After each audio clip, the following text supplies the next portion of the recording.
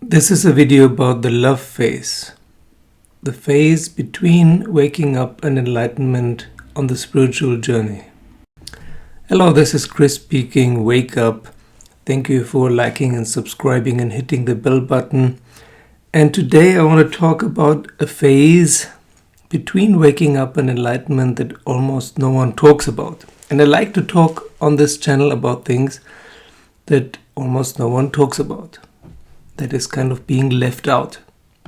So waking up is when you realize that you are not your personality, that there actually is no personality, just a collection of memories and programs.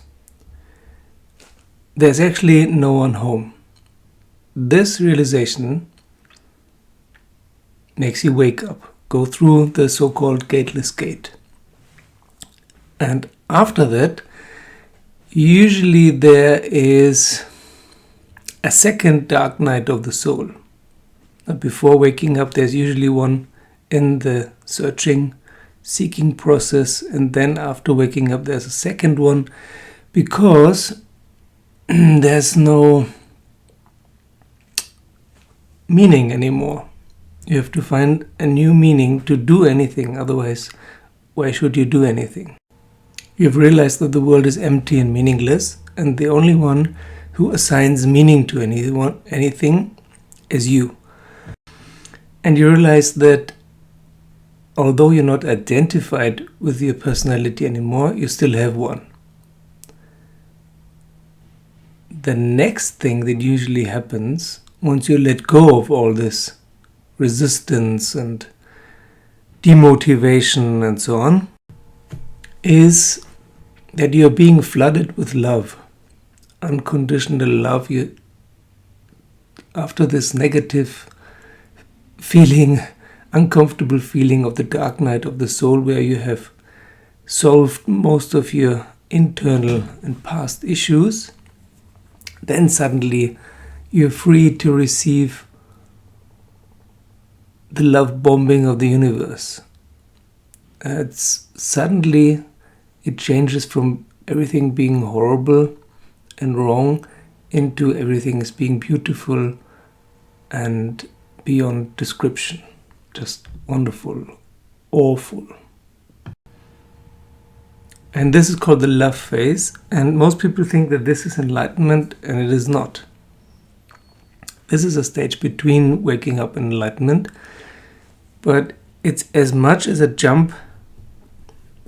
I still count it as being a sub-phase of waking up, but actually it feels as a big jump, just as the jump from unconsciousness, from sleep to waking up was a great leap, a quantum leap. This also feels like a quantum leap. And later, enlightenment feels like another quantum leap. It's like entering different worlds. And it is entering different worlds. Because waking up and the love phase, they happen within the subtle sphere. You have access to the so-called subtle sphere in Indian tradition, while enlightenment is entering the mental sphere. And the mental sphere you can only enter once you've realized that there's no self. No self, no duality, no time. And not realized with the mind. It's not a thinking process. Actually, thinking stops with enlightenment. There's no reason anymore to think. And there's no one there anymore to think. Enlightenment is the return to the natural state. It's not some higher state of consciousness. It's a more natural state of consciousness. The cycle is coming to an end. It's very similar to the state of consciousness of plants and animals, just being in the moment. But it's a little bit different. Now, having led this groundwork, these definitions down, I want to talk a little bit more about the love phase. The love phase is also what people experience in mystical experiences, or when they take certain substances that might take them there, like DMT and so on. I'm not recommending this, but often people who have taken DMT or ayahuasca, so they describe these states of consciousness and think it's enlightenment. It's not, it's the love phase. Including Leo, for example. I liked his recent video about the Godmode, but what he's describing is the love phase, not enlightenment. Many real gurus are actually in the love phase, because to stay in the enlightenment and still talk about it is very difficult, because there's no one there anymore to talk about it. Very few people have managed to talk about it and still stay in it, like Jed McKenna, for example,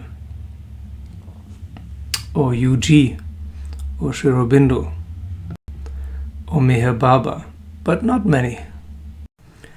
And what some gurus did, like Meher Baba and Osho, for example, when they talked, when they gave a satsang, they went into the love phase. They went deliberately into that love stage and radiated this immense divine love, which others could feel. Actually, there are two love phases. The one is that you, as an awake person, thing, feel the love of the universe, of the divine, whatever you call it. Anything that surrounds you feels like a manifestation of love. It feels like before you have only seen the ground, the dirt, and now suddenly you see the flowers and the blue sky. This can intensify in transforming into the second love stage, where you actually more and more have the feeling that everything is one, and there's only love and only consciousness, and you are part of it. But there's already starting the feeling of not being a self anymore. This is what Leo calls the God mode. Yeah? You feel that you're a computer game designer and you can change anything according to your wishes in the moment, but you will not change anything because you realize that creation is perfect already. There's no point in changing anything. So you're in a constant state of marvel at the beauty and greatness of the universe. And more the feeling of being a personality is changed into the feeling of being the divine itself. David Hawkins calls what I call the love phase, he calls it love and reverence and revelation. Yeah, suddenly your eyes open and you see creation for what it is. In the deeper love phase, or the second love phase, he calls it oneness, completeness, joy, serenity, transfiguration. So here finally this joy comes in that most spiritual seekers are looking for, but you have to be very careful not to look for joy and oneness and love as an escape from your internal pain. Actually, to get there, you have to resolve your inner pain first. Well, not necessarily to get there. You can get there, as I said, by mystical experiences which can happen anytime, but they usually don't last very long. To get there and stay there, you have to resolve your internal demons first. There's no place for fear and shame and guilt in the love phase, and of course not in enlightenment either. But what happens often is people get into the love phase or into enlightenment for a few weeks and then they fall out of it because they didn't do their homework and they still have those childhood traumas gnawing at them beneath the surface. As Jed McKenna also describes, this love phase is actually the most comfortable of all phases. Yeah, waking up can still be uncomfortable. The love phase is just being flooded with love and joy. But not the love and joy we know from our personality. It's both less intense and more intense because it's more encompassing, but it's not a rapture, it's not an ecstasy, it's just all-pervading, subtle but all-pervading and permanent. It's basically the opposite of the dark night of the soul. It's the light day of the soul. And then later enlightenment feels more like a neutrality because you even have let go of this wonderful state of oneness and joy and love. Because it's still an attachment. It's one of the last hurdles to even let that go. And then you return to this natural state, which is not better. It's just more natural. It feels more natural and free. But as UG pointed out again and again and again, it doesn't feel special. All feeling of specialness, of greatness is gone. Because there's no one there anymore to feel this. And that is why also most people who ever reach enlightenment, they don't talk about it. Because they don't see any point in talking about it. It's all like a big joke. And that is why most of the gurus and teachers who say that everything is so wonderful, everything is just love and oneness and so on, they're in the love phase. They describe a phase that actually exists. And because it is neither the same as the waking phase nor enlightenment, and because it's so dominated by this experience of that everything is love, summer of love, hippy dippy flower power, I call it the love phase. You could also call it exploring the subtle realm. The subtle realm is vast. It's much vaster than the gross realm, the material reality in which we usually move and think and perceive. Much vaster. So you can get easily lost in the subtle realm and think you're already there. And actually I have read books by many gurus who recommend to stay there because it's much nicer than any other state, including enlightenment and all other stages of whatever you call them, full enlightenment, beyond enlightenment, and so on. Both in enlightenment and in the love stage, being present, being in the moment, is natural. It's what you do anyway. It's what's happening. Before that, in sleep, and even in the waking phase, we can be distracted a lot. Distracted by thoughts, usually. Thoughts, memories, flashbacks, intrusions, because most of us are traumatized. Most of us have some sort of complex post-traumatic stress disorder. And it may be that this complex PTSD will dissolve by itself by entering these phases, especially the non-self enlightenment, non-duality stage. But it may also be that you can't enter it because you still are too traumatized and distracted. So I recommend very much doing that.